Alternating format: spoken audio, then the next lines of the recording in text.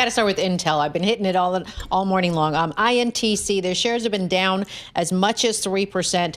The reason why, well, Reuters is reporting that Nvidia stopped a test to use Intel's production process to make their advanced chips. And Nvidia tested the so-called 18A process, but it just didn't move forward with it. So Intel, they recently opened this new factory in Arizona. It's known as Fab 52, and it's the first to go into mass production with this kind of technique. So Intel says it's the most advanced chip production technology developed and deployed in the U.S.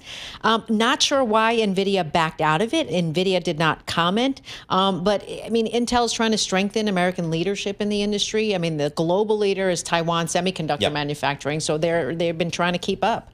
And it's all part of kind of reshoring some parts of this technology supply chain. Right. Okay. All right, right, Here's exactly. a company we don't really ever talk about. Yes. Dynavax Technologies. I know, you said who? That's what I said. Yeah, I was like, wait a minute, let me look that up. Yes. Okay, so Dynavax Technologies up as much as 39%. They had a 13% drop so far this year, so this is pretty some good news for them. It's DVAX. French drug maker Sanofi, they agreed to buy the company for about $2.2 billion. So Sanofi, they're looking to expand. They have the vaccine business. You've probably seen the commercials for their flu shot franchise. Dynavax, this deal gives them a hepatitis B vaccine that's already kind of marketed in the U.S. It also gives them an experimental shingles shot.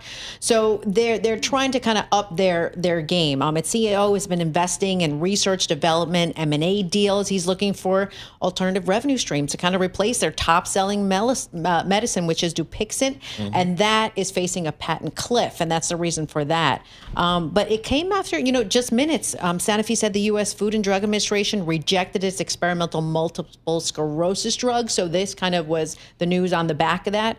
But Dynavax, their shares are soaring 39%.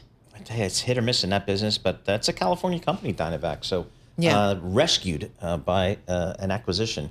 How about Nike? We got to go to Nike. Yeah, NKE up as much as 2%.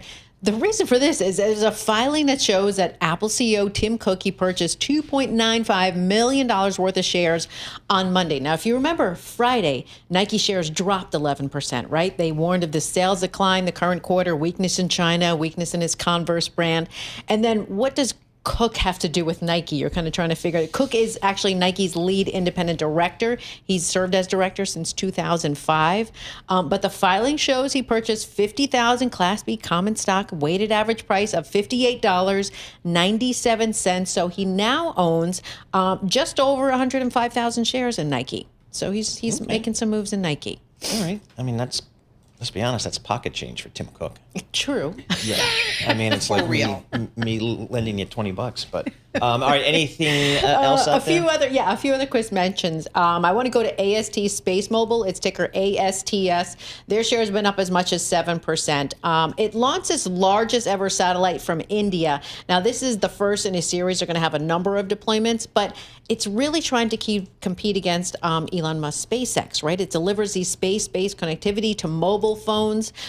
So that's why this is big news for them, because it kind of ups, the competition in that space.